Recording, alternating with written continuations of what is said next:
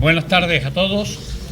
Vamos a iniciar en el ciclo del intelectual y su memoria, que ya va a cumplir casi 25 años, va a cumplir, dentro de poco los cumple, y que es ya una tradición dentro de la Facultad de Filosofía y Letras, en la que hemos tenido la suerte de poder escuchar y ver también en los vídeos pues, a distintas personalidades que han pasado a lo largo de los años por la Facultad de Filosofía y Letras y que hemos tenido la oportunidad de incorporarlos a ese ciclo del intelectual y su memoria, que pretende ser una memoria viviente, de alguna manera, de las personas que han pasado por la facultad y que han podido aportarnos algo en los distintos campos del conocimiento.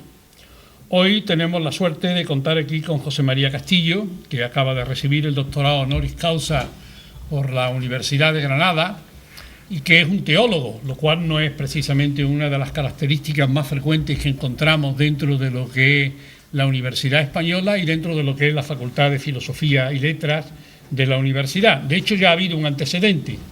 Hace unos años estuvo aquí el profesor Leonardo Boff y también se le hizo el intelectual y su memoria, y donde él pudo exponer fundamentalmente las líneas características de la teología de la liberación, que es una de las corrientes que más influjo ha tenido no solamente en la Iglesia y no solamente en la religión, sino en general en el pensamiento en los últimos 30 años.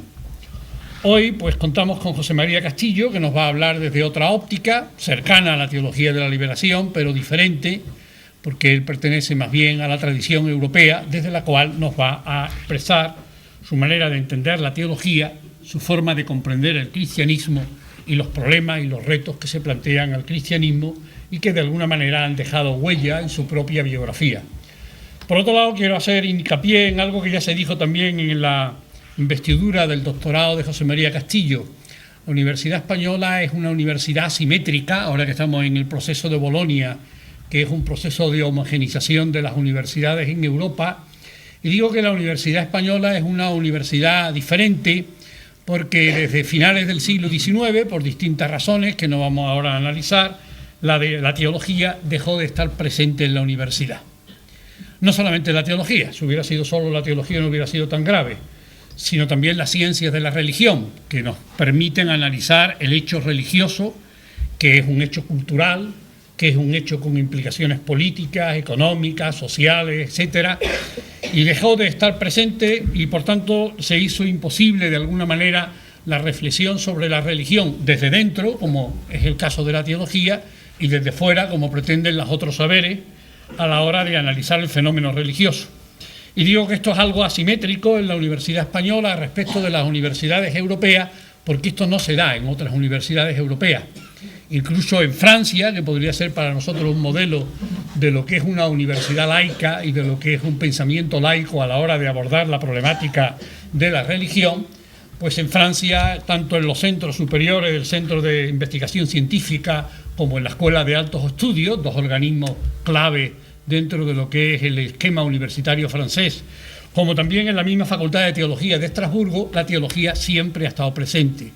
Y de hecho muchos de los estudiosos del fenómeno de la religión en la Europa de los últimos 100 años han sido franceses, cosa que desgraciadamente no podemos decir mucho de la Universidad Española y del pensamiento español.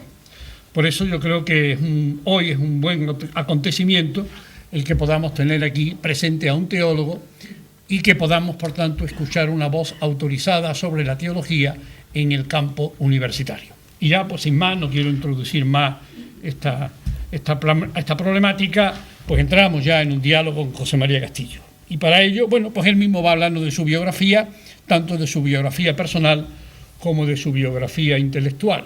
Y por comenzar de alguna manera, Pepe, me van a permitir que lo trate de Pepe, porque ya somos amigos desde hace décadas, desde hace muchísimos años.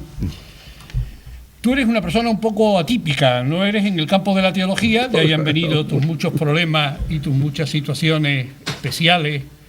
Y además como persona, por poner un ejemplo muy concreto, eres una persona que has entrado 2 veces en la Compañía de Jesús y que has salido 2 veces de la Compañía de Jesús, cosa que no es frecuente.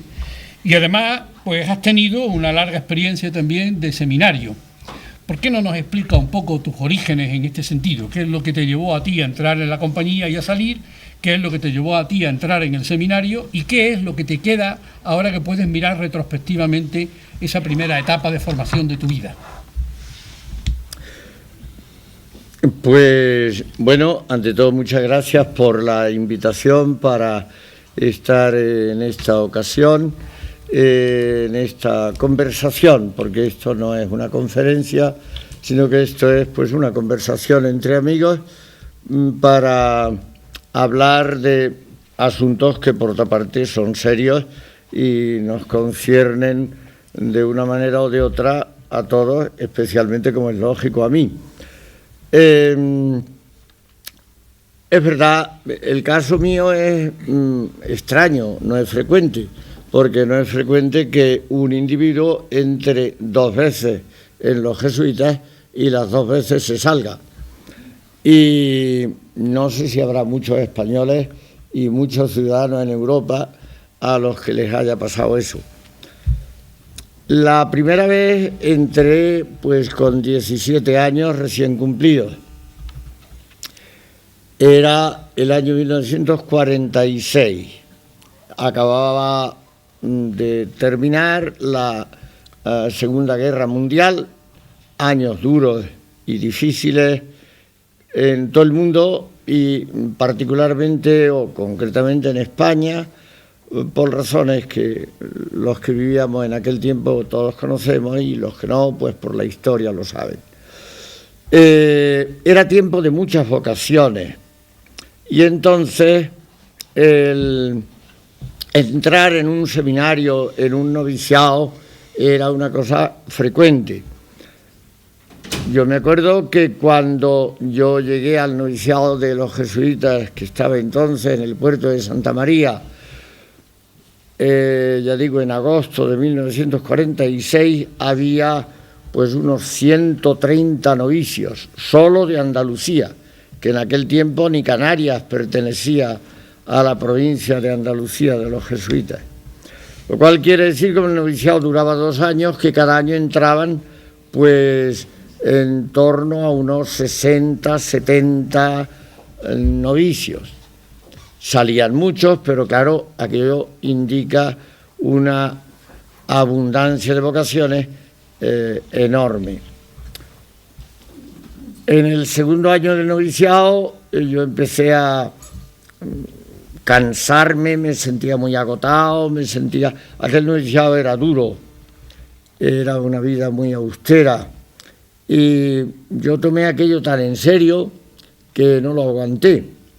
Y en el segundo año el médico dijo que mi salud no prometía que fuera a durar muchos años. Se equivocó el médico, porque ya me estáis viendo aquí. Pero bueno, el hecho es que, bien, el hombre, según su criterio, vio que no. Bueno, entonces pues tuve que salir. El maestro de novicios no fue decisión mía, sino decisión del médico, de acuerdo con el maestro de novicios y no sé si el provincial. Bueno, lo que pasa es que yo no renunciaba a ser cura y concretamente a ser jesuita. A mí la seducción de los jesuitas en aquellos años fue muy fuerte. Y entonces, pues como yo nací en la Puebla de Don Fadrique, y Puebla de Don Fadrique es un pueblo que está allí en la esquina última de la provincia de Granada, lindando con Murcia y Albacete, y pertenecía a la diócesis de Guadix, pues, y el seminario de Guadix estaba aquí en el caserón antiguo de la Facultad de Teología. Pues cuando me repuse, descansé una temporada, casi un año en mi casa, entré en el seminario. Ahí hice los estudios de filosofía y teología, me ordené y cuando me ordené le dije al obispo que me volvía a los jesuitas. el obispo me dijo que estaba encantado porque eso era señal de que en el seminario había buen espíritu. Y entonces, solo que me pidió que me quedara un año de párroco porque no tenía a quien mandar a un pueblo. Estuve un año de párroco, que aprendí mucho en aquel año. Y al año siguiente entré de segunda vez en el noviciado. Tuve que hacer de nuevo el noviciado entero, de modo que también tengo una cosa que tienen pocos jesuitas, y es que en vez de 2 años de noviciado he hecho casi 4. Y bueno, y esta es la razón, de modo que en realidad no es que hubo 2 veces sentí la llamada o la vocación que se decía y se sigue diciendo, sino que fue un proyecto al que nunca renuncié y esa es la explicación. La segunda vez he salido recientemente, ya bastante provecto, con 78 años bien cumplidos, y ya por propia decisión, no por decisión del médico, sino por propia decisión. Pero eso quizás salga a lo largo de la conversación. Bien, Pepe, desde luego es algo admirable como un cura de pueblo acaba con el tiempo convirtiéndose en un teólogo reconocido internacionalmente, y como alguien que ha tenido una formación más bien medieval, estudiada incluso en latín, evoluciona de tal manera que en pocos decenios asume de una manera radical la modernidad y el proyecto de transformación de la Iglesia y de reformulación del cristianismo. Claro, quizá la clave para todo esto se puede descifrar si caemos en la cuenta de un acontecimiento fundamental del siglo XX, que es la celebración del Concilio Vaticano II.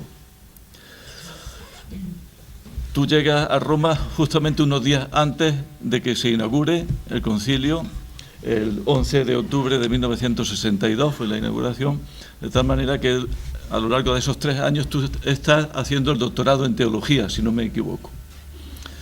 Bueno, ¿puedes indicar así, aunque sea inicialmente, qué supone el concilio en tu itinerario como persona y como teólogo? La formación mía antes del concilio fue la formación clásica que recibíamos los clérigos y concretamente los jesuitas. Lo que yo pillé de formación de jesuita, porque los estudios de filosofía y teología los hice con los seminaristas, pero era aquí con los jesuitas, de modo que sobre todo la teología la estudiábamos juntos. Aquí está Hermé, que tú eras de un curso después que el mío, de modo que en teología yo era más veterano que tú, pero era la formación escolástica y la formación medieval, has dicho tú en ese sentido, y es correcta la afirmación. Hasta los libros de texto estaban en latín, las clases en latín, los exámenes en latín, y de modo que manejábamos el latín pues como una segunda lengua con la cual nos entendíamos. Y lo importante no era el latín, sino que lo importante eran los contenidos. Los contenidos eran los contenidos de la escolástica. Y la teología, pues una teología muy dependiente de la escolástica y del magisterio eclesiástico. Si se hacía alguna referencia a la cultura, a la sociedad, era más bien para mirarla con recelo, con frecuencia para condenarla. Yo me acuerdo que uno de los autores, que eran como una bestia negra, de aquel tiempo eran pues autores como Ortega, como Unamuno, por poner dos ejemplos, a los que se veía como autores muy peligrosos. En mi segundo noviciado, un día me llamó el maestro de novicios. Nos abrían las cartas, no teníamos privacidad ninguna. El maestro de novicios leía toda la correspondencia, la que nos llegaba y la que nosotros mandábamos. En aquel tiempo, por supuesto, no había esto de los medios de comunicación que hay ahora, como es lógico. Y me dice el maestro novicio: a usted le ha llegado una carta, nos hablábamos de usted. Imagínense con qué austeridad y seriedad se llevaba aquello. Es bueno que sepan ustedes estas curiosidades que parecen minucias, pero a veces en estas minucias se detecta todo el mundo. Aquí en esta sala hay un hermano mío que es también jesuita y sigue siendo jesuita. Y el maestro de novicio nos dijo que en público nos teníamos que hablar de usted, mi hermano y yo. Luego en privado podíamos tutearnos. Estoy hablando del primer noviciado. Pero esto indica, bueno, y esto del tú y el usted duró mucho tiempo, porque cuando yo terminé el doctorado en Roma y era costumbre que íbamos a despedirnos del general de la orden, que entonces no era todavía el padre Arrupe, sino un belga, el padre Janssens, yo ya sabía, porque el provincial, el padre José Antonio Sobrino, me había destinado a Córdoba, y fui a despedirme de él y a pedirle que me diera algún consejo. Me dijo: sí, ya sé que va usted a Córdoba, allí tienen ustedes un problema, menudos problemas había allí. Me dice: allí tienen ustedes un problema, y es el problema del tú y el usted. Y claro, es un problema delicado, porque los ingleses no tienen ese problema, con el you lo arreglan todo. Pero en España, en castellano, hay que distinguir, y eso hay que mantenerlo. El usted hay que mantenerlo. Y me estuvo hablando un rato largo, que era un anciano con unas gafas de culo de vaso y una lupa así de grande para poder leer. Y claro, yo salí de allí con el alma en los talones. Y dije: Dios mío, mira, si este es el problema que me voy a encontrar allí, pues estamos apañados. Bien, esto da idea del tipo de formación. Entonces preguntaba a Pedro: ¿cómo has evolucionado? En mí ha habido dos acontecimientos decisivos. El primer acontecimiento fue Córdoba. Y Córdoba, precisamente el encuentro con Pedro, con Juan Antonio, con Carlos Domínguez, que está ahí, y no sé si por aquí hay alguno más. Después, cuando vine a Granada, estaba Antonio Caballos y otros. Bueno, yo me di cuenta que estaba emergiendo una cultura nueva y una sociedad nueva. Lo percibí aquello enseguida. De manera que no fui yo allí a formar a aquellos jóvenes, sino que fueron ellos los que me formaron a mí. Y no porque yo fuera un genio particular, sino sencillamente porque yo tenía necesidad de amistad. Y yo, más que superior o director o profesor de aquellos jóvenes, fui compañero y amigo. Y más que enseñarles, lo que hice, lo digo de verdad, fue aprender de ellos. Y como eran gente, la mayor parte de ellos, la casi totalidad de ellos, gente de gran nivel y de gran calidad, a mí se me abrió un mundo que, a medida que van pasando los años, voy cayendo en la cuenta de la importancia que tuvo aquello. Hace unos días me escribía un amigo de entonces que salió, Rafa Núñez, y me decía, esto era el año 64, cuando yo llegué a Córdoba, Y me decía este amigo Rafa Núñez, que ahora vive en Málaga, fíjate que nosotros adelantamos en 4 años el mayo del 68, porque los problemas que tuvimos allí en el Juniorado de Estudios de Humanidades de Córdoba tenían mucho que ver con lo que después estalló Rafa Briones, que también estaba por allí, con lo que en mayo del 68 estalló en París y luego dio la vuelta al mundo por todas las universidades. De ahí que en este momento, cuando estoy viendo lo que está pasando estos días, a mí se me despierta una esperanza. Algo nuevo está emergiendo. Y yo os digo que lo que a mí me ha sacado a flote ha sido, lo primero, esta capacidad de sintonizar con las personas, de tener amistad, de aprender, de estar atento a lo que piensan y sobre todo a lo que sienten, a lo que viven. Esto es lo primero. Y el segundo acontecimiento, dije que eran 2, es cuando a Juan Antonio y a mí nos prohibieron seguir enseñando en la Facultad de Teología, cosa que después supongo que saldrá.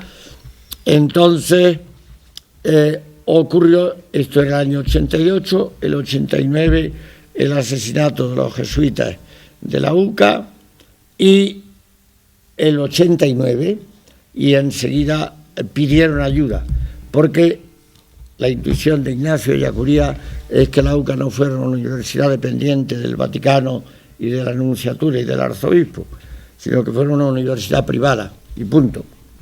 Entonces podían invitarme, allí no tenía yo prohibido enseñar. Empecé a ir allí, y para mí el segundo gran descubrimiento fue el descubrimiento del dolor y del sufrimiento de los pobres del tercer mundo, de la injusticia terrible, la desigualdad terrible, el reparto criminal y canalla de los bienes de este mundo, que sigue funcionando, que ha aumentado todavía mucho más en estos últimos decenios. Eso, el desnivel ha aumentado, y aquello a mí aquí está Marga también, con quien vivo y a quien conocí en aquellos años y con quien he colaborado y sigo colaborando para, en fin, hacer algo por aquella gente, y de ahí la teología de la liberación, en fin, todo eso. Perdonen, me alargo demasiado, ¿no? Te vuelvo a la pregunta de Pedro, porque el Concilio Vaticano II es para muchos una preocupación, un referente. Unos hablan de una ocasión perdida, otros hablan de un concilio olvidado, otros hablan de que las semillas que se plantaron en los años 60 todavía están ahí presentes, aunque hoy estén marginadas y en la periferia. Tú, que viviste de alguna manera cercano, porque estabas en Roma, la experiencia del Concilio Vaticano II, ¿qué nos dirías acerca de tu propia vivencia y acerca de tu propia concepción del Vaticano II y de lo que ha supuesto para la Iglesia y para el mundo?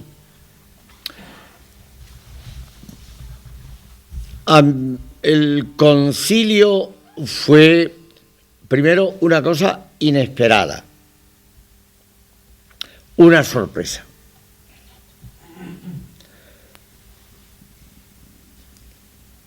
La genialidad de aquel hombre al que nadie tenía por un nombre genial, que fue el Papa Juan XXIII, el cardenal Roncalli,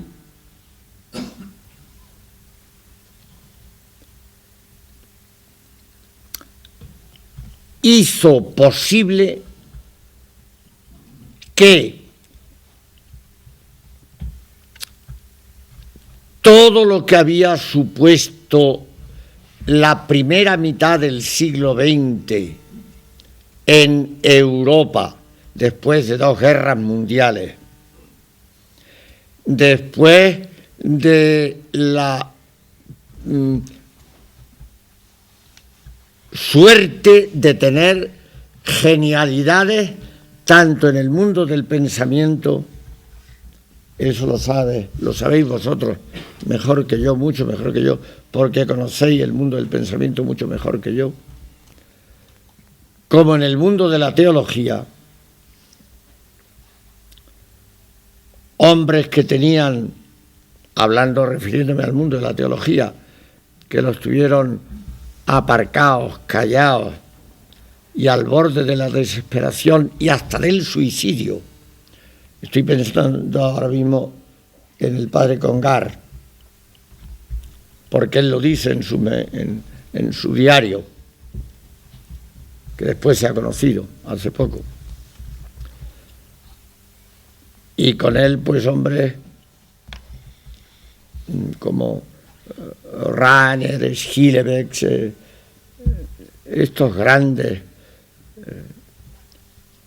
pues el Papa Roncalli lo que hizo fue hacer posible que aquellos hombres hablaran, y también los grandes cardenales que había, porque hay una cosa muy importante. Pío XII fue un papa muy conservador, por mentalidad, muy autoritario, que además en los últimos años de su vida cometió la torpeza de echarse en manos de 5 jesuitas que arruinaron su memoria para el resto de la historia y de la vida. En fin, en eso no me tengo porque es una cuestión muy particular y no viene a cuento aquí. Pero Pío XII, que era como era, no tuvo miedo de nombrar grandes personalidades para el episcopado. Y por eso fue posible el cardenal Lercaro en Italia, incluso en el mundo conservador, porque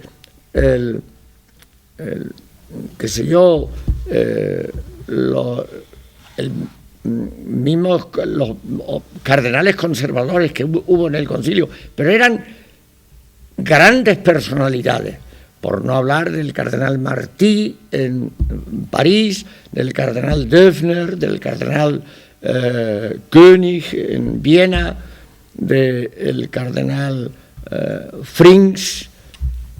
Aquellos grandes hombres que hicieron el concilio, aquello fue posible por la personalidad de Pío XII, que fue muy conservador, pero una gran personalidad, que no tuvo miedo de nombrar, no tenía miedo de que nadie le hiciera sombra, que es muy distinto de lo que ha pasado con Juan Pablo II. Juan Pablo II no ha querido nadie que le pueda hacer sombra. Y yo hablo con toda libertad, y por eso quizás la cosa más desastrosa que ha ocurrido en el pontificado de Juan Pablo II ha sido la política de nombramiento de obispos. Porque el problema no es que haya nombrado obispos conservadores, de mentalidad tradicional y cerrada, integrista, etcétera, sino que no puede ser casualidad que haya elegido a tantos hombres mediocres, grises. Y claro, por eso, así como en Juan XXIII tuvo la genialidad del concilio y salió un gran concilio, a mí hoy me daría mucho miedo un concilio. Porque con el episcopado que tenemos y con el teologado que tenemos, porque Juan Pablo II no solamente se ha encargado de poner obispos que no le puedan hacer sombra, sino además que todo teólogo que ha tenido originalidad o libertad para pensar lo ha marginado. Y claro, pues así nos encontramos lo que yo escribía el otro día en el periódico, un fenómeno sorprendente, y es que el Papa, que ha tenido más fama mundial, a su muerte ha dejado la Iglesia en la mayor crisis de su historia. Entonces, lo del concilio fue una genialidad. Ahora, las razones profundas de por qué el concilio, porque allí hubo dos tendencias muy fuertes. Es verdad que la mayoritaria y la más potente ideológicamente era la abierta, la progresista, y por eso salió el concilio que salió.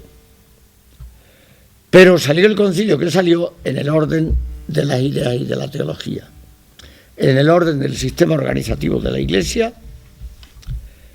Los conservadores fueron listos y mantuvieron el sistema intacto. Y lo que se ha impuesto al final no han sido las ideas, sino el poder y el gobierno. Y hemos vuelto no solamente a donde estábamos antes, sino que estamos ahora peor que en tiempos de Pío XII. Hay más control, porque incluso hay más medios de control, más autoritarismo, más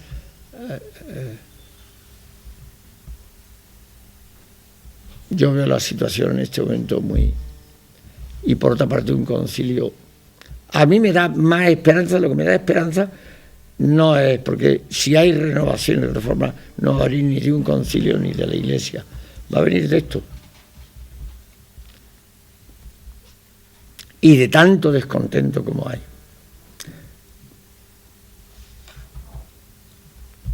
Porque hay mucho descontento y esto no se para, ni esto se está quieto. Ya lo veréis. Esta es mi idea. Bueno, vamos a tratar de seguirle la pista al teólogo que llega a la Facultad de Teología de Granada allá por el año 1967 y al curso siguiente comienza a dar clase de teología, de eclesiología, si no me equivoco, o algo de espiritualidad primero. Sí. En fin. Y a partir de ahí está nada menos que 20 años de profesor y luego catedrático en esta facultad hasta su expulsión en 1988. En esos 20 años, según tú mismo cuentas en un artículo en el que habla de tu itinerario teológico, señalas que se producen dos cambios. El primero ya has aludido a él, el contacto con la gente joven, y tú comprendes la necesidad de abrir la teología al mundo y a los problemas de la sociedad. 10 años más tarde, señalas tú mismo en ese artículo, hay un segundo cambio y es tu incorporación, le llamas, a las comunidades de base, que incluye también el desarrollo de la teología popular, que no es solo una elaboración teórica, sino que supone la creación de unos materiales en función de unos grupos, de los barrios, etcétera, de una gente que empieza así a formarse en su cristianismo. A esto hay que añadir la creación de la Asociación de Teólogos Juan XXIII, a la que le sigue, y desde el año 81 hasta la actualidad, todos los años un congreso de teología en el mes de septiembre. Podríamos decir, es un cambio que te pone en contacto y pone en contacto tu teología con la iglesia de base. Eso también te marca y será lo que te lleve a tomar ciertas posiciones teóricas y prácticas, por ejemplo, a publicar en el año 78 la Alternativa Cristiana, en el año 81 Símbolos de Libertad, que nada menos que el Tratado de Sacramentos que él explicaba en la facultad. Pero, claro, paralelamente hay que pensar lo que tú indicabas, de cómo evoluciona el posconcilio, de cómo evoluciona el pontífice, que nada más llegar al solio pontificio comienza a perseguir a los teólogos, ¿no? Llega el año 78, el 79 ya ha expulsado a Hans Küng de las universidades católicas, le ha prohibido enseñar. Es paralelo con un paso del posconcilio al anticoncilio, que será mantenido durante un cuarto de siglo de forma férrea, autoritaria y oscurantista. Entonces, estos 20 años podrías darnos ya retrospectivamente, abundando sobre lo que has adelantado ya, qué suponen para ti, para tu evolución teológica. Pues suponen, en primer lugar, lo primero que a mí se me planteó fue repensar los grandes temas de la teología y concretamente los que yo tenía que enseñar, que era primero la eclesiología, hasta que vino Juan Antonio, que defendió su tesis y vino a enseñar, y él se encargó de la eclesiología y yo me quedé solo con la teología sacramental, la teología de los sacramentos, repensar esos tratados en función de lo que yo veía que la gente demandaba y se preguntaba, más que en función de lo que había en los tratados tradicionales y en los documentos romanos, etcétera, o en los documentos papales.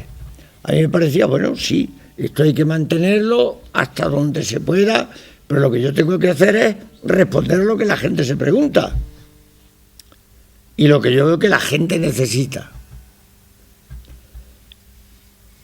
Esa fue mi preocupación y yo creo que eso dinamizó el pensamiento. Por ejemplo, lo de la teología popular, que eran unos, hasta en su formato, en su presentación, una cosa muy elemental, eran unos papeles que hacíamos allí con un manubrio a ciclostil para la gente, y era una lectura tan simple del Evangelio, pero simple a primera vista.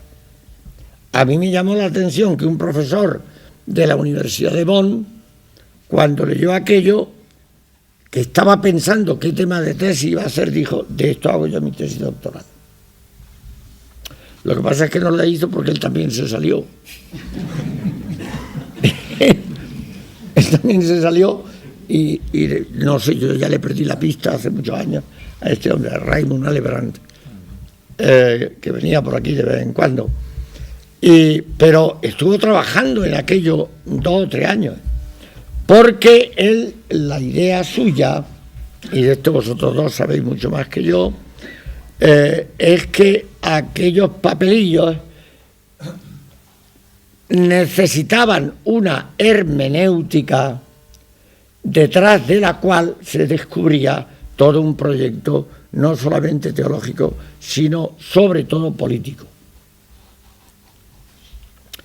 Y bueno, yo estaba intrigado también por saber a ver qué había dicho yo, porque no me acababa yo de enterar.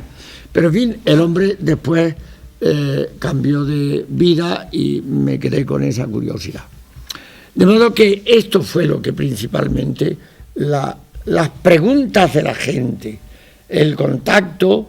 Me acuerdo que tú, Pedro, te acuerdas de nuestras reuniones en el famoso intercolegial que se llamaba entonces, lo que ahora es el pomposo y solemne Centro Padre Suárez, el Centro Francisco Suárez.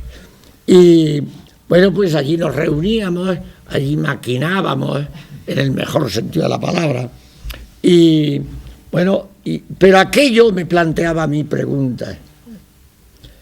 Y luego yo aprendí mucho, pues concretamente de vosotros dos, porque con vosotros dos he mantenido, vivimos juntos, hemos mantenido mucho contacto y he aprendido mucho también de vosotros en este orden de cosas. Por ejemplo, el replanteamiento de la eclesiología a partir del concilio, que había que pensarla de otra manera. Y eso Juan Antonio lo supo hacer de forma genial. Y eso a mí también me iluminó muchísimo. De modo, pero fue principalmente lo que me pasó en Córdoba con los estudiantes jóvenes jesuitas, me pasó aquí con la gente de los barrios. Yo tenía un grupo allí por el Zaidín, donde iba una vez cada 15 días, me parece, y eran señoras de allí que se reunían conmigo, pasábamos una tarde, ellas me preguntaban, y aquellas preguntas, aquellas conversaciones, a mí me enriquecían muchísimo para seguir escribiendo aquellos papelillos y aquellos temas.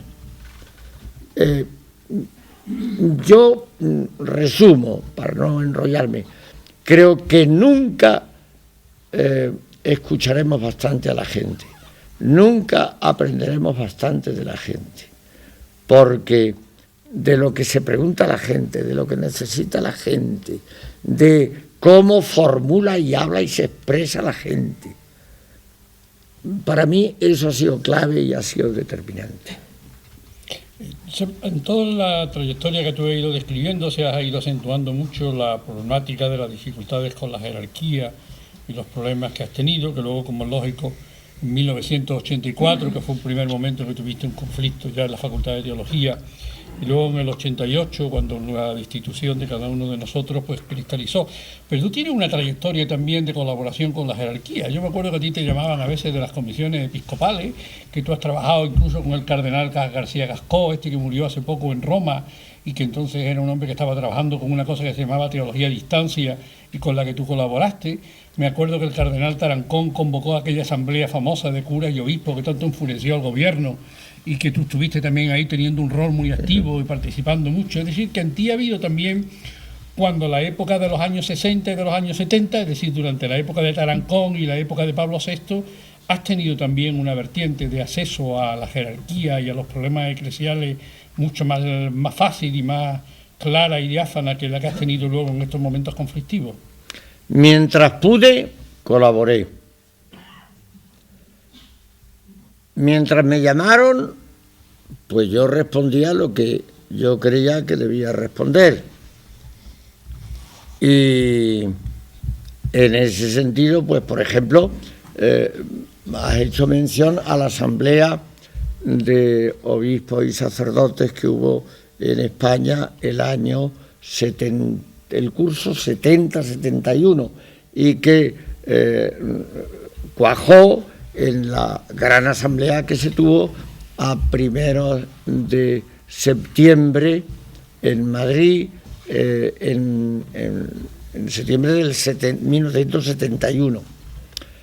Y a continuación el Sínodo Mundial de Obispos, que trató sobre el tema del sacerdocio y el tema de la justicia, dos temas que a mí me decían mucho y me interesaban mucho, y el cardenal Tarancón y el obispo Echarren me pidieron que fuera con ellos a Roma. También estuvo Olegario, un teólogo bien conocido, Olegario González de Cardenal, y como consejero. Bueno, lo que pasa es que yo aquello lo tomé con el mayor entusiasmo posible y colaboré con la mayor ilusión del mundo mientras pude, pero lo que noté es que poco a poco se iban complicando las cosas. El pontificado de Pablo VI fue muy complicado, porque mucha gente esperaba que después del concilio, del éxito que fue el concilio, iba a venir un tiempo de gran éxito y de gran progreso en la Iglesia, y no fue así, sino que fue un tiempo de muchos conflictos. Por ejemplo, la cantidad de sacerdotes que abandonaron el ministerio, la cantidad de religiosos y religiosas que se salieron, una disminución creciente de vocaciones. Y es que, claro, la Iglesia no puede vivir, ni vive de hecho al margen de la sociedad. A mí me parece que esta es una de las grandes equivocaciones que tienen muchos clérigos, muchos obispos, mucha gente religiosa, y por supuesto obispos también y gente de alta jerarquía. La Iglesia no puede vivir al margen de lo que vive la sociedad, de los grandes procesos de la cultura y de la historia. No puede vivir. Y este es el gran drama que trae la Iglesia, que arrastra, no ya digo desde el concilio, sino, vosotros lo sabéis muy bien, desde la Ilustración. Desde la Ilustración, pues, viene esta gran tensión entre un mundo que avanza, que progresa, y además un avance y un progreso y unos cambios que se van acelerando, y yo creo que lo que le pasa a la Iglesia ocurre en otras religiones también, pero claro, ahí yo no me atrevo a hablar porque conozco menos, pero en el caso de la Iglesia es claro que se aferra a mantenerse a una fidelidad, a unas tradiciones y a un pasado que ya no existe. Que ya no existe.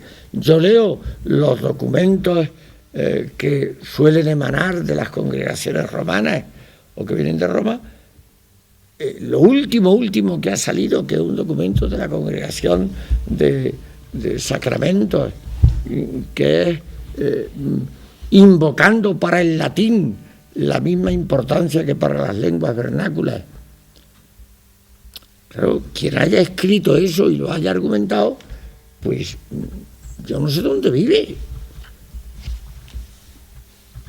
Es como en tiempo de Juan XXIII, le obligaron al Papa, porque la curia tiene una fuerza, fue cuando salió la famosa encíclica aquella de la Veterum Sapientia, que era la exaltación del latín.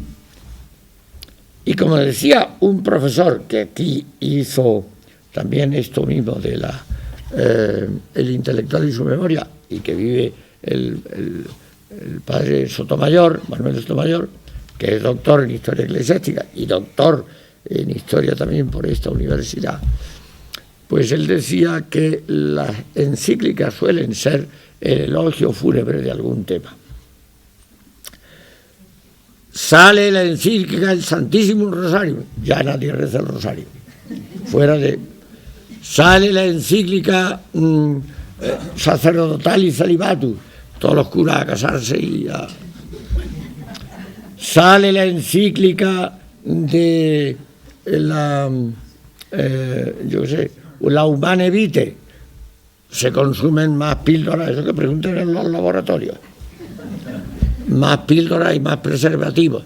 Es decir, y esto de Sotomayor, como él tiene, es un hombre genial, porque es un sabio, pero luego tiene un sentido del humor estupendo, pues decía esto, y es verdad.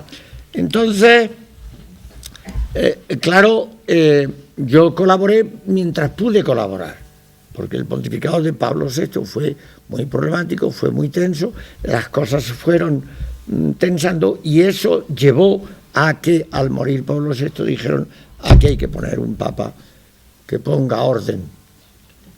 Supongo que fue ese el criterio por el que eligieron al Papa Wojtyła, y en su largo pontificado pues sabemos que entonces lo que ha ocurrido ha sido, sí, ha puesto orden, pero entonces se ha creado un abismo de distancia insondable, que yo creo que ahora, para salvar esto, veremos a ver cuándo, cómo y de qué manera. ¿Veis? Bien. Efectivamente, el pontificado de Wojtyła sigue por sus caminos. La Iglesia se llena de pastores perdidos, pero los epígonos del Vaticano II siguen o seguimos adelante, si bien es verdad que siendo echados de todas las instituciones por las que pasamos, de todos los sitios de Iglesia, poco a poco la jerarquía eclesiástica se va encargando de que expulsen a las comunidades, a los grupos, a los teólogos. Así que detrás de aquellos 20 años como profesor en la Facultad de Teología vienen otros 20 años en los que eres un teólogo catedrático pero sin cátedra.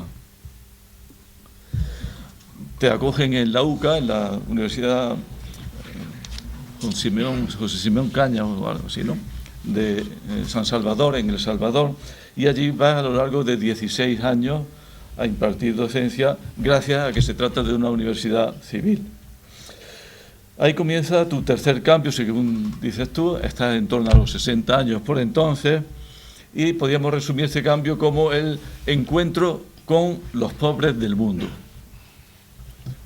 El choquetazo con el primer mundo, la injusticia, el sufrimiento, has aludido hace un momento, y te planteas la necesidad de repensar el método de la teología, repensar la concepción de Dios, repensar la cristología.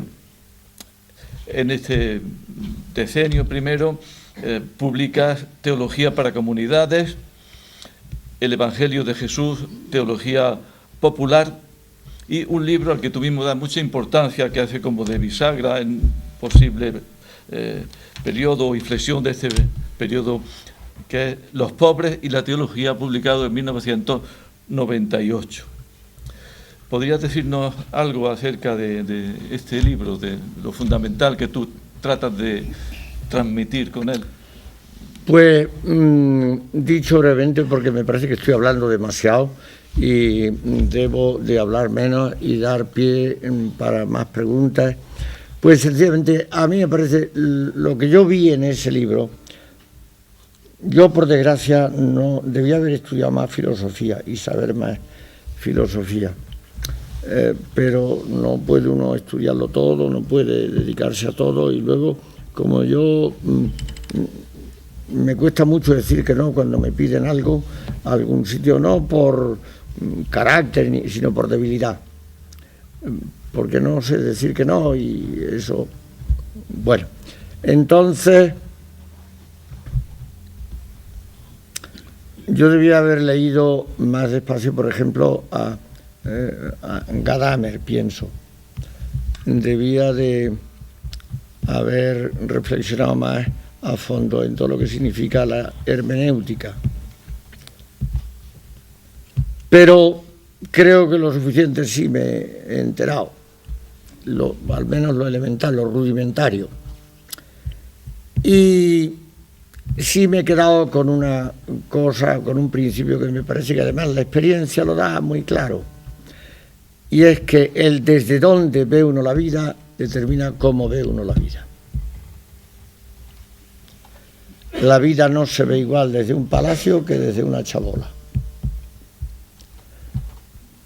Ni se piensa igual desde un alto cargo que desde una situación marginal y de exclusión, por lo que sea, económica, social, política, religiosa, por lo que sea.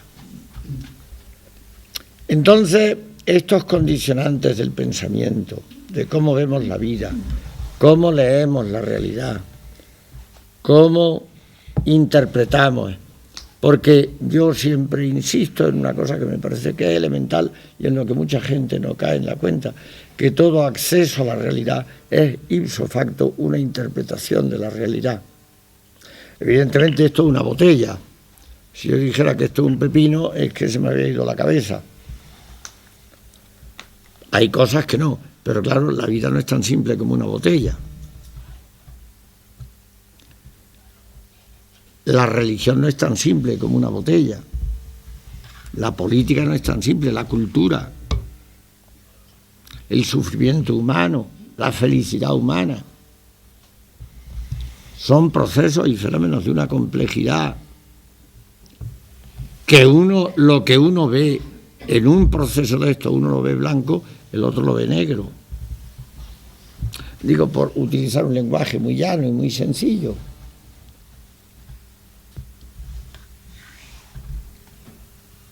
A mí me ha servido un libro que ya está, no es de actualidad en este momento, pero sigue teniendo plena vigencia.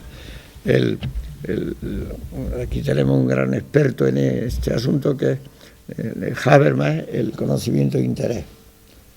Los intereses rectores del conocimiento, como nuestro conocimiento, sin que nos demos cuenta, funcionan. Hay unos intereses que determinan cómo conocemos las cosas, cómo interpretamos las cosas, lo que vemos, lo que no vemos.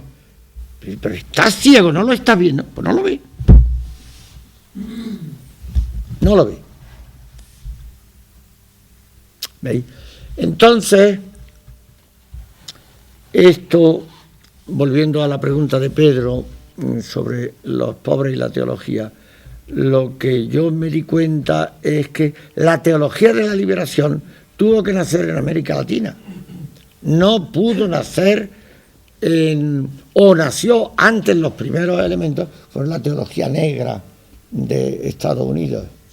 Pero ¿quién hizo aquella teología? Los negros de Estados Unidos, los negros de Harlem y los negros de los barrios y de las que trabajaron durante siglos como esclavos.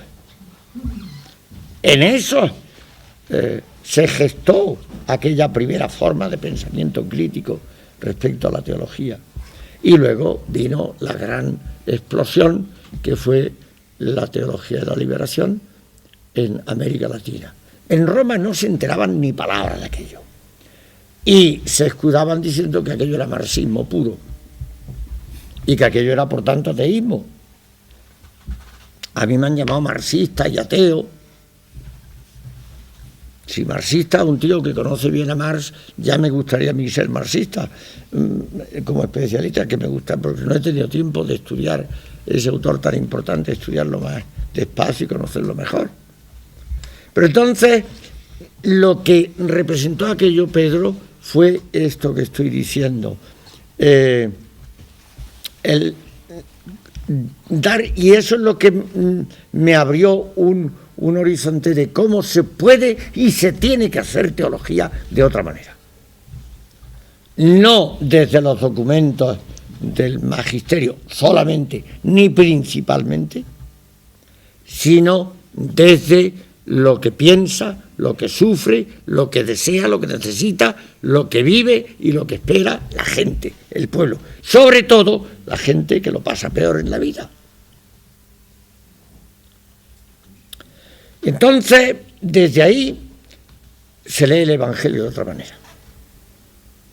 Y encuentra uno en cualquier relato, en cualquier página del Evangelio, cosas que yo durante años no había encontrado, ni había leído. ¿Veis? Entonces, esto es lo que a mí me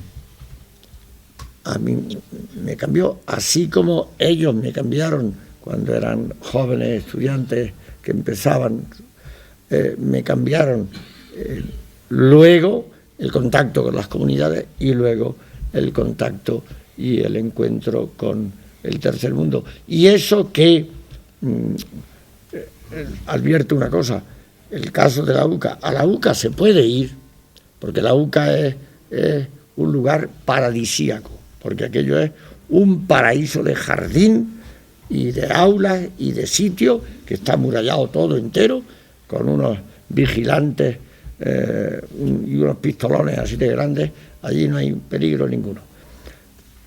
El problema no es ir allí, sino ir a la chácara, o ir a los barrios, o ir allí a San Dimas, como dice Juan Antonio.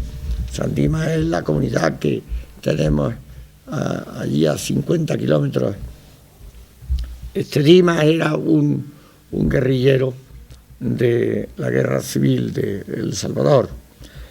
Bien, cuando uno se mete y habla con la gente, convive con ellos, come con ellos, está con ellos, y entonces empieza uno a ver cosas que no imaginaba. Y luego lees un comentario de los evangelios o lees el texto del evangelio y caes en la cuenta de cosas que no se te habían ocurrido, ni se te pueden ocurrir de otra manera. Porque surge en uno una nueva sensibilidad. Se hace uno sensible a ciertas cosas a las que normalmente somos insensibles. Esto es. No, yo iba a decir, en esa línea de lo que estabas hablando, ¿tú te definirías como un teólogo de la liberación y definirías tu teología como perteneciente a esa corriente? Porque por un lado es indudable que te has llevado muchos años yendo a Centroamérica, concretamente desde el año 89 en que mataron a los jesuitas y tú fuiste a sustituirlos, prácticamente has llevado más de un decenio yendo allí de una manera continua y permanente.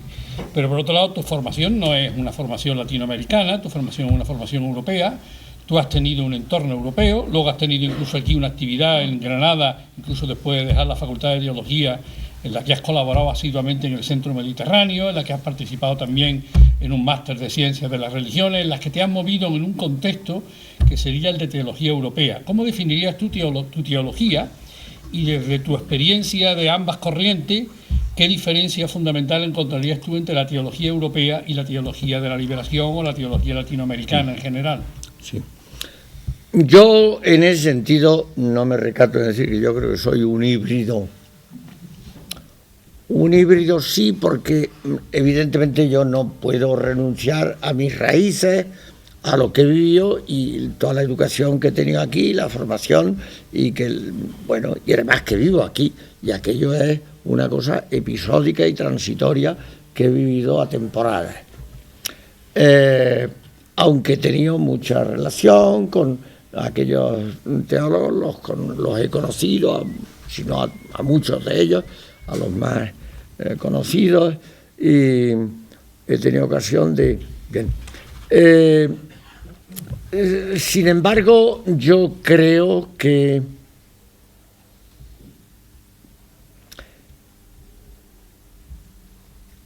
En mí hay en ese sentido una indefinición.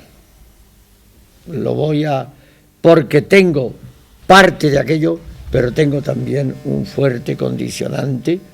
Por ejemplo, a mí, de los teólogos europeos, pues me han impresionado muchísimo, por ejemplo, Metz, que Metz no es un teólogo de la liberación, pero sin embargo Metz es un hombre sencillamente genial, que yo lo leo todavía y enseguida es que me engancha cualquier cosa que me pongo a leer de él. Como en otro orden de cosas, en eclesiología, pues Congar.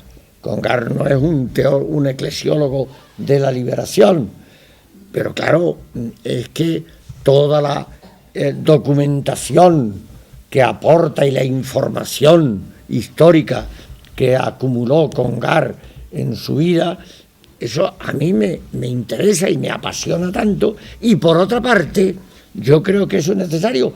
Y a mí me parece que en este sentido la teología de la liberación es un complemento muy bueno para la teología europea, y la teología europea necesita también enriquecerse de aquella teología. Es decir, que yo creo que la teología de la liberación, lo más importante, desde mi punto de vista, otros lo verán de otra manera, lo más importante para mí es el método, la forma de hacer teología.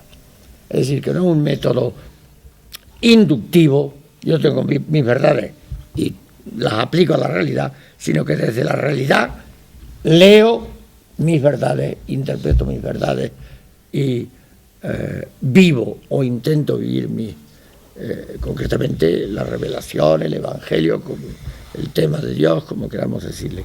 Yo creo que tienen que complementarse. Y en ese sentido, pues, porque también en la teología de la liberación hay mucha producción muy repetitiva, iterativa, y en ese sentido yo creo que, no sé, en algunos temas se ha quedado a medio camino. Podía y debía haber profundizado más y haber llegado más. Lo que pasa es que quizás la han decapitado antes de tiempo. Y esto es una pena muy grande. Esto es una pena muy grande porque también en aquellos... Yo ahora he llegado hace unos días de Brasil y allí pues en la Facultad de Teología de Belo Horizonte, que yo creo que es la que está más avanzada ahora mismo, pues están luchando para mantenerse y ser fieles a sus convicciones. Me lo dijo el rector, un tipo espléndido, me ha impresionado muchísimo.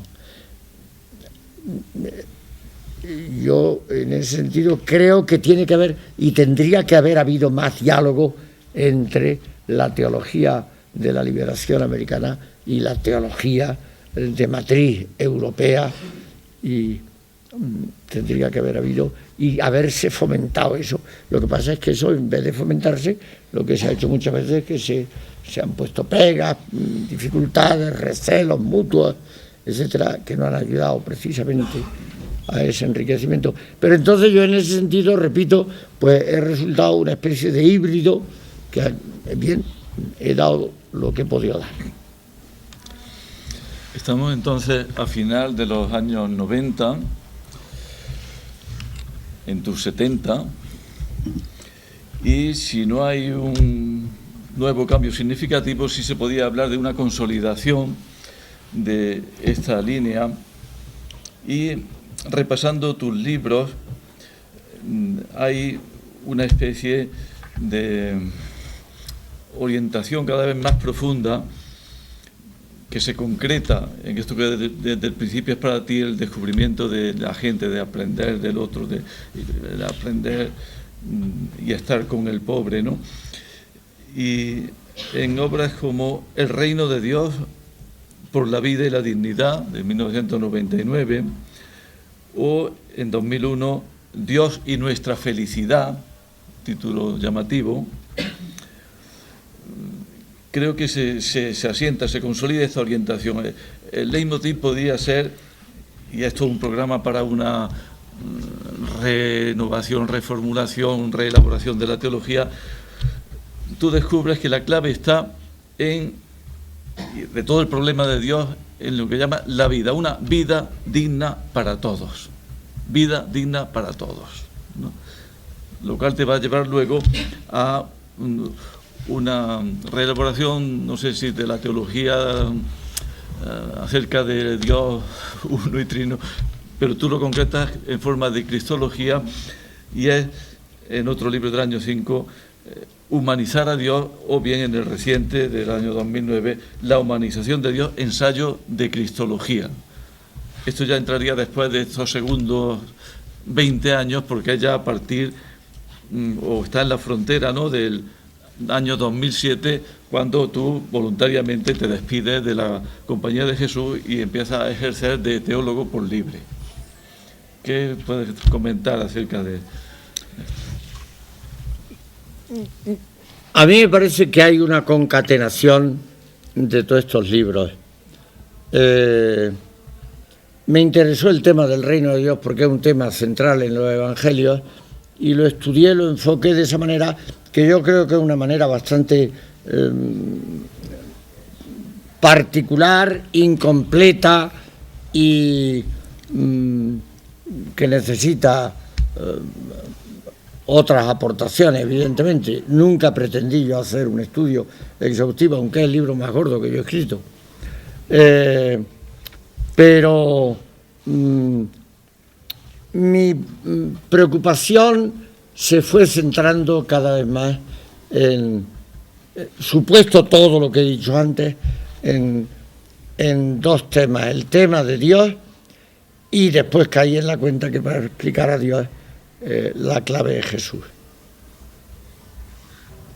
Y con eso yo creo que se resume todo. Quienes hayan leído estos libros y lo hayan... Y es verdad, yo quedé muy contento del libro Dios y nuestra felicidad, porque ahí caí en la cuenta de que a Dios, tal como se le suele presentar y tal como mucha gente lo suele tener en su cabeza y en sus sentimientos, eso es una carga insoportable. Llevar encima a un juez que te lleva a la cuenta, del que cada noche te tienes que despedir pidiendo 1000 perdones, cuando cada domingo vamos a misa, lo primero que hacemos allí es: Señor, perdóname, que he pecado por mi culpa, por mi grandísima culpa. Yo siempre lo digo esto, aunque sea una patochada.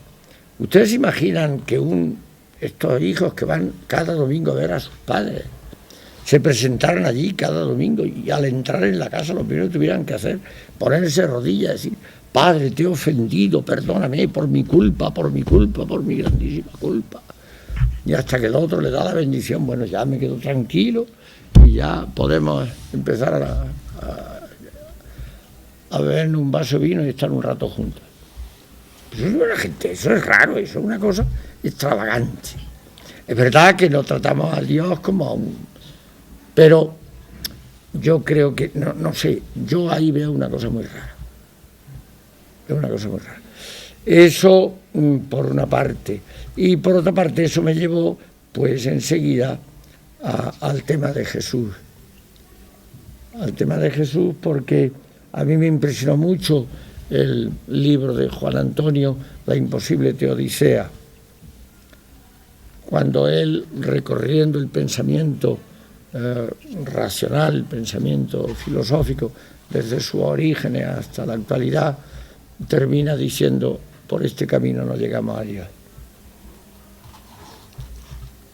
No es posible, porque desembocamos en una contradicción. No es posible. Entonces yo empecé a darle vueltas a eso, y eso me llevó a encontrar la clave, que él la apunta, Juan Antonio la apunta al final de La imposible teodicea. Pero simplemente, él solamente se limita, porque claro, un libro de filosofía a apuntar. Es decir, que el tema de la experiencia religiosa, el tema de Dios, tenemos que ir por otro camino. Tenemos que ir por otro camino, como por lo demás, lo hemos hablado Juan Antonio y yo, lo hemos hablado tantas veces, y también pues con Pedro en otros momentos, que en la vida lo más determinante no son las ideas y las verdades y las razones. Siendo tan importantes, no podemos ir contra la razón, ni de manera irracional, sin razón ninguna, pero que lo determinante en nuestra vida son las convicciones que brotan de otros mecanismos que hay en el ser humano. Lo más determinante en nuestra vida, que es el amor o el odio, el afecto, la antipatía, la amistad o la soledad, en fin, todo esto, el apasionamiento, en fin, todo esto brota de otros mecanismos que hay en nosotros. Y la teología no suele tener esas cosas en cuenta. Que en esto es curioso, ha habido un empobrecimiento, porque yo hice mi tesis doctoral sobre Suárez y estudié precisamente las pasiones y la afectividad en la teología de Suárez. Pues yo ya entonces, siendo un troglodita teológico de marca mayor en los años 60, ya empecé yo a pensar, digo, aquí hay otras cosas que funcionan. Me sirvieron mucho los ejercicios espirituales, porque San Ignacio es genial en eso. Luego otra cosa es lo que con mucha frecuencia se hace con los ejercicios, que no tiene que ver nada, empezando por San Ignacio. Pero las intuiciones que tuvo San Ignacio en eso fueron geniales. Y entonces yo creo que es determinante en nosotros toda la vida emotiva, las experiencias profundas que tenemos y cómo eso se manifiesta en expresiones simbólicas. En expresiones simbólicas, que sería toda. Y entonces, a partir de ahí, la lectura de los evangelios, la lectura y la interpretación de Jesús, y Jesús como clave, es la clave a la que yo creo que podemos engancharnos. Por eso en el discurso del otro día, en la universidad, yo decía que el centro del cristianismo no es Dios, sino Jesús. Es Jesús. Y la clave para sintonizar con Jesús no es el dogma, sino que es la ética. El vivir en cuanto nos es posible, como Él vivió. En cuanto nos es posible y dadas las condiciones de cada cual. Y por ahí es por donde encontramos a Dios, no por otros caminos. Y el dogma, todo esto, en tanto en cuanto nos ayude a eso. Esto sería, me parece a mí, por aquí iría yo. Otra cosa ya es toda la... ¿Tienes algún proyecto? ¿Qué es lo que te gustaría ahora trabajar y profundizar después del largo itinerario de obras que ya tienes? ¿Qué es lo que realmente te gustaría tocar en la teología y profundizar? Quisiera el discurso el otro día completarlo y mejorarlo, perfeccionarlo, formular mejor algunas cosas que sin duda necesitan mejor formulación. Eso es lo primero que tengo así más inmediato, porque me parece que eso está... Yo no es que me arrepienta de eso, pero claro, eso yo creo que necesita repensarlo más despacio. Y luego otra idea que me da vuelta en la cabeza, pero sería variaciones sobre el tema.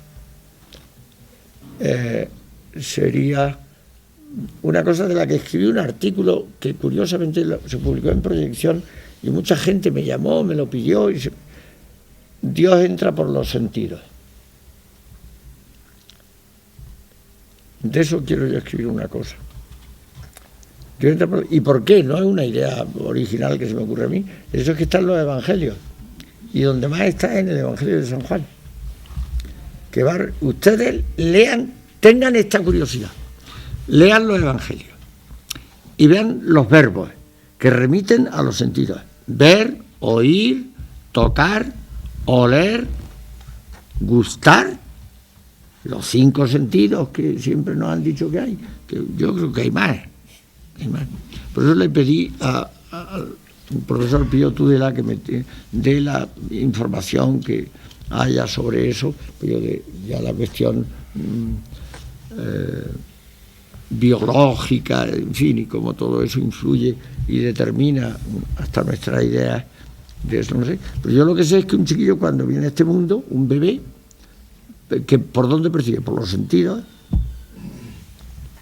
y así asimila el cariño,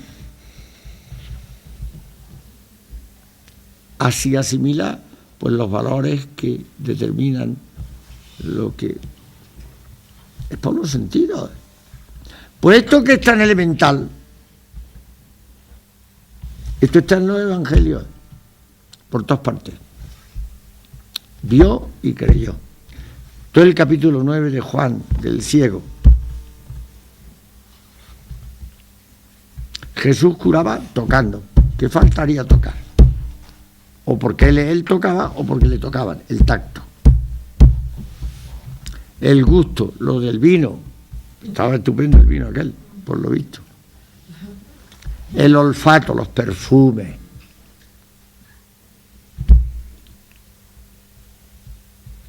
La vista, no digamos.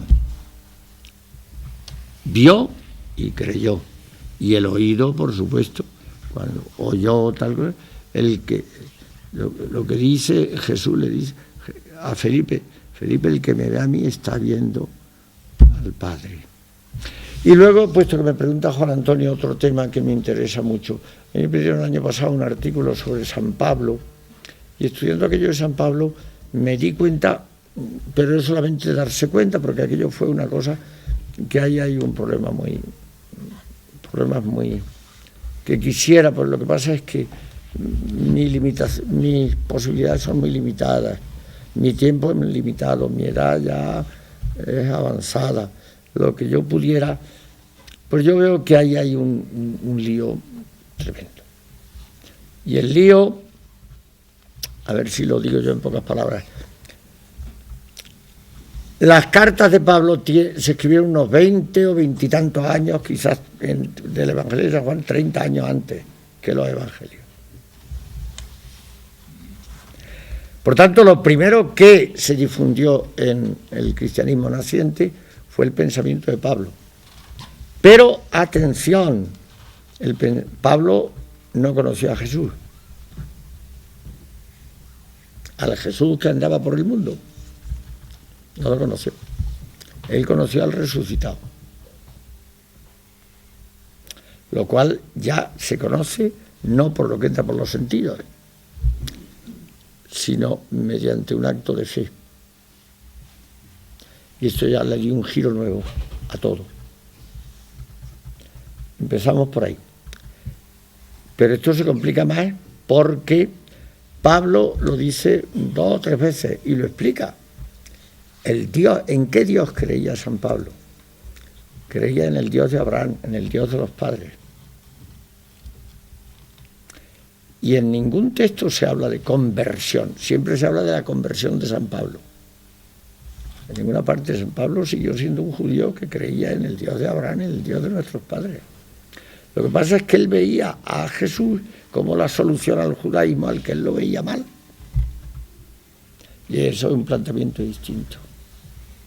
Y claro, de esa amalgama se juntó lo uno con lo otro, y entonces el cirio que hemos montado es que no nos aclaramos.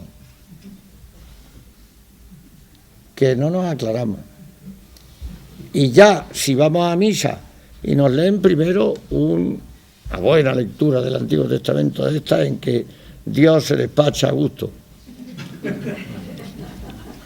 Luego viene San Pablo y nos interpreta, por ejemplo, la muerte de Cristo como el sacrificio expiatorio que Dios necesitaba para aplacar su ira contra los pecados. Madre mía. Y luego nos leen la parábola del hijo pródigo. Bueno, y entonces salimos de allí Porque gracias a Dios que la gente no piensa en estas cosas.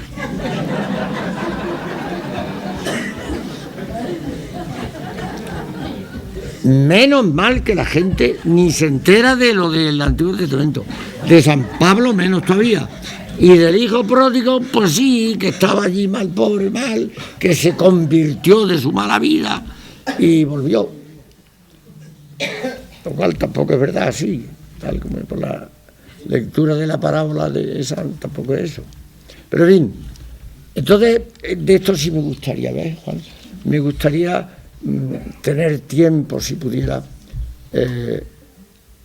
por lo menos aclarar lo que yo me pueda aclarar con eso, que tampoco penséis que es que yo soy tan estúpido, que lo soy algo o bastante, pero como para pensar que voy a poner una pica en Flandes y voy a poner todas las cosas en claro, que va. Yo me moriré y esto se quedará tan oscuro como cuando nací.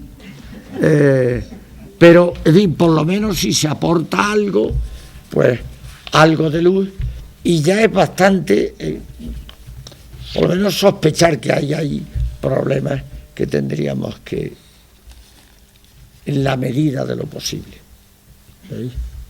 Si Pedro quiere hacerte la última pregunta, porque se nos agota el tiempo, la cinta tiene hora y media. Pepe, simplemente yo creo que lo que más admiramos de ti es tu libertad, de la que estás dando una muestra. Pero claro, la libertad ha supuesto persecución del teólogo, ¿no? Y cuando hay persecución es porque hay poder, un poder opresor. Y efectivamente es lo que hay, ¿no? Es decir, un pontificado que se ha apoyado en organizaciones reaccionarias, cuyo solo nombre ya es blasfemo, obra de Dios, legionarios de Cristo, por citar algunos, ¿no? Pero hasta tal punto que, lamentablemente, visto del lado de la Iglesia oficial, no se hubiera hecho mejor si se hubieran propuesto la autodestrucción de la Iglesia católica, ¿no? La vemos ya hace tiempo del lado de la Iglesia oficial, convertida en una secta, más bien, una secta de prelados miedosos, gobernada desde un geriátrico, ¿no? ¿Qué futuro ves tú al cristianismo y a la Iglesia, si es que lo ves? Yo quiero dejar clara una cosa. Pedro y yo nos conocemos desde que Pedro era muy joven y yo tenía pelo. Exacto. Por tanto, hace ya muchos años. Entonces,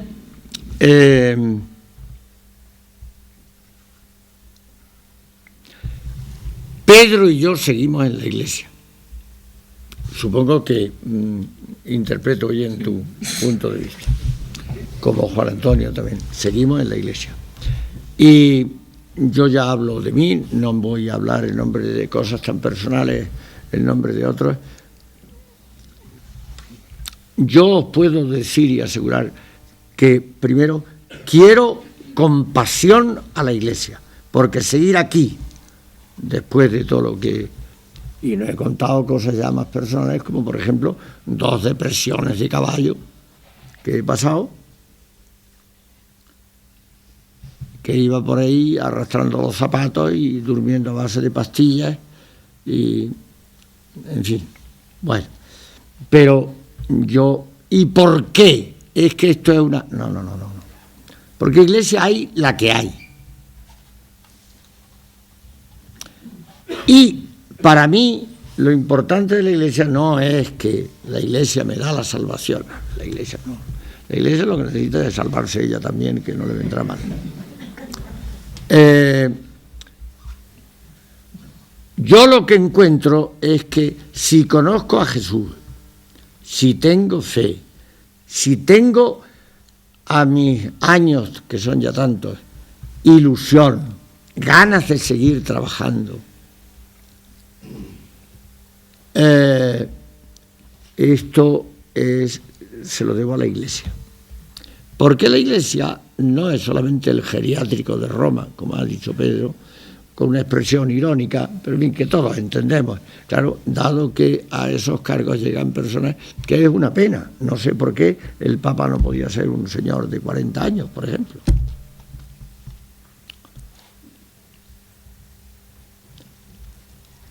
Si tuviera menos importancia de la que tiene, que le vendría muy bien a la Iglesia, ser el obispo de Roma. Esto Congar lo estudió genialmente. Se ha hipertrofiado ese cargo y todo lo que le rodea, todo el montaje aquel.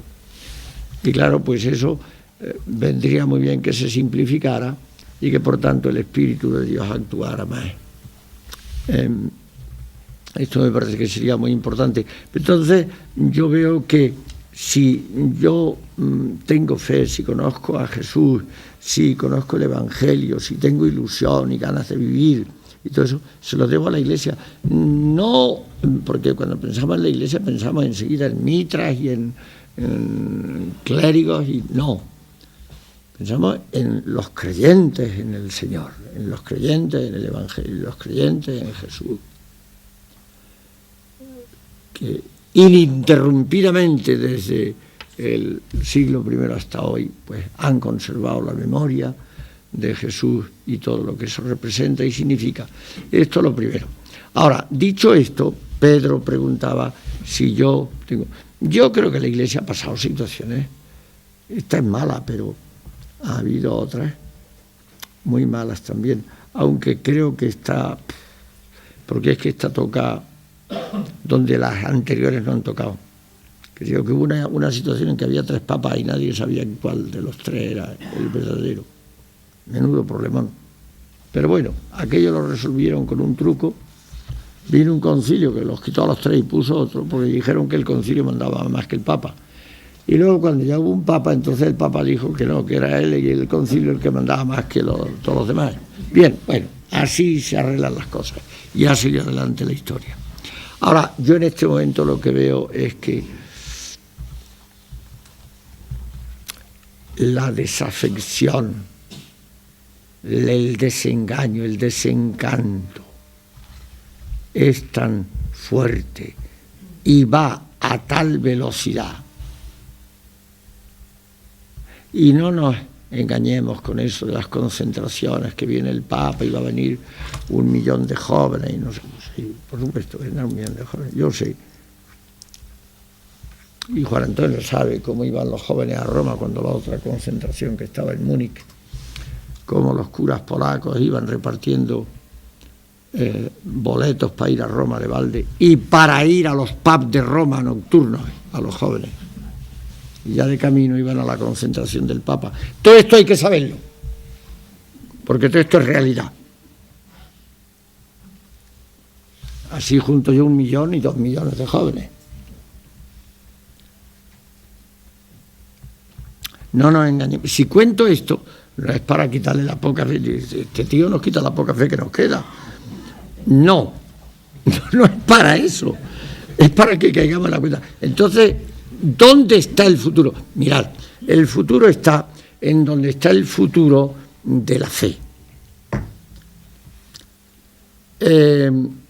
Yo lo que sí veo es que esto se va a ir escorando cada vez más. Pedro ha dicho la palabra secta.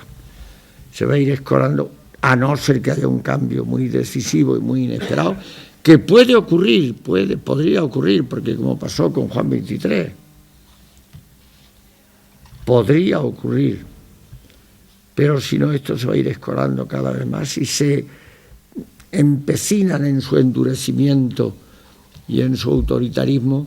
Esto se va a ir escorando cada vez más a una secta reducida a grupos minoritarios y muy fanáticos. Y luego el resto, cómo el Espíritu de Dios y el Espíritu del Señor va a... Porque hay mucha gente que el tema de Dios preocupa. El otro día lo vi yo en el Hospital Real. Yo lo palpé allí, los que estábamos allí lo palpamos. Yo hablé de Dios 20 minutos. en un lenguaje que no sé si aquello era claro, interesante o no era interesante. Lo que yo sí sé es que cuando yo acabé de hablar, y yo mismo fui el primer sorprendido, la gente, como el que, bueno, y no es que yo sea un... No. Si yo soy el primero que necesito cambiar y necesito aprender y necesito descubrir. Ahora, que hay una fuerza, una búsqueda, una inquietud que es muy grande. Lo que sí veo claro, y esta impresión sí la tengo muy fuerte, es que la religión no tiene más... No digo ya la Iglesia, sino la religión. El hecho, la manera de vivir la religión. Esto tiene que ir derivando. Por ejemplo, por poner un ejemplo, y ya con esto vamos a terminar, el tema de los derechos humanos. Como las religiones no empiecen por aceptar, integrar y aplicar y vivir y ser el primer ejemplo y modelo en la aplicación de los derechos humanos, las religiones no van a tener, no tienen futuro. Y aquí no meto solamente al cristianismo, sino que están las demás religiones también. Y en esto, pues claro, esto una cosa, será quizá un proceso de tiempo, de años, pero yo, al contrario, tengo ilusión y esperanza de que esto anuncia un cambio y una transformación que la verán las generaciones futuras, pero que llegará, sin duda, sin duda. Bien, creo que ha llegado el momento de darte las gracias por esta larga y al mismo tiempo sugerente entrevista. Evidentemente a todos nos quedarían muchas preguntas por hacer y muchas cosas que comentar, pero bueno, eso habrá que dejarlo para otra ocasión. Y pues nada más, agradecerte tu claridad, agradecerte también tu libertad y agradecerte tu reflexión, que esperamos que pueda seguir adelante mucho tiempo y que podamos todos disfrutar de ella. Muchas gracias.